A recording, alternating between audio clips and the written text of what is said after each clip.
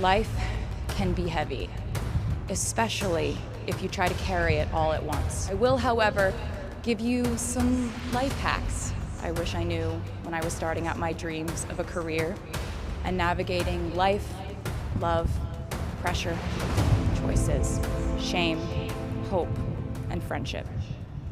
Everyone in college during normal times stresses about test scores, but on top of that, you also had to pass like 1,000 COVID tests. I imagine the idea of a normal college experience was all you wanted too. But in this case, you and I both learned that you don't always get all the things in the bag that you selected from the menu in the delivery service that is life. You get what you get. And as I would like to say to you wholeheartedly, you should be very proud of what you've done with it.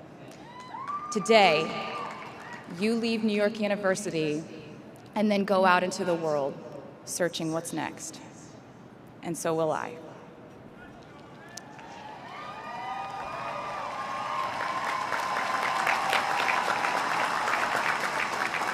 So as a rule, I try not to give anyone unsolicited advice unless they ask for it.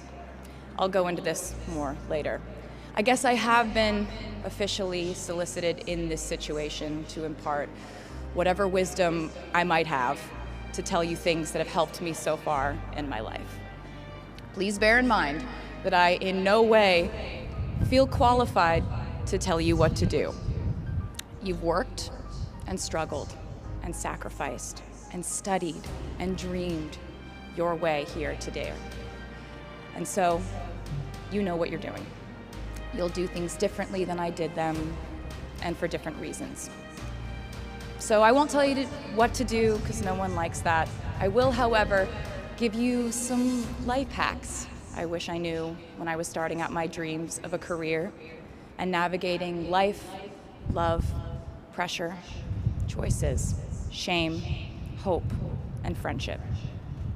The first of which is, life can be heavy, especially if you try to carry it all at once. Part of growing up and moving into new chapters of your life is about catch and release. What I mean by that is knowing what things to keep and what things to release.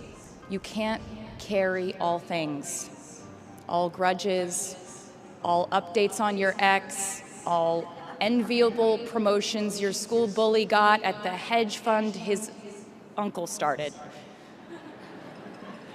Decide what is yours to hold and let the rest go. Oftentimes, the good things in your life are lighter anyway, so there's more room for them. One toxic relationship can outweigh so many wonderful, simple joys. You get to pick what your life has time and room for. Be discerning. Secondly, learn to live alongside cringe. No matter how hard you try to avoid being cringe, you will look back on your life and cringe retrospectively.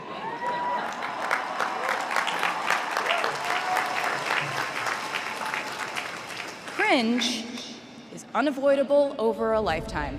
Even the term cringe might someday be deemed cringe.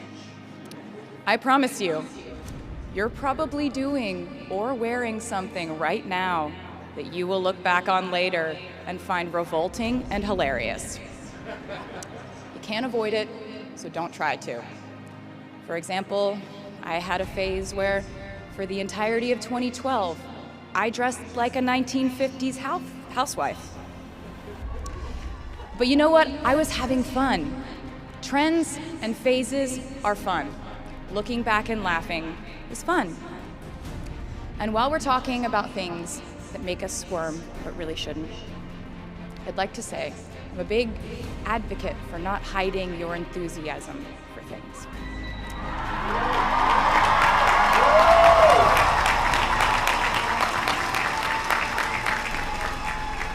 It seems to me that there is a false stigma around eagerness in our culture of unbothered ambivalence. This outlook perpetuates the idea that it's not cool to want it. The people who don't try are fundamentally more chic than people who do. And I wouldn't know because I've been a lot of things, but I've never been an expert on chic. But I'm the one who's up here, so you have to listen to me when I say this. Never be ashamed of trying. Effortlessness is a myth. The people who wanted it the least were the ones I wanted to date and be friends with in high school.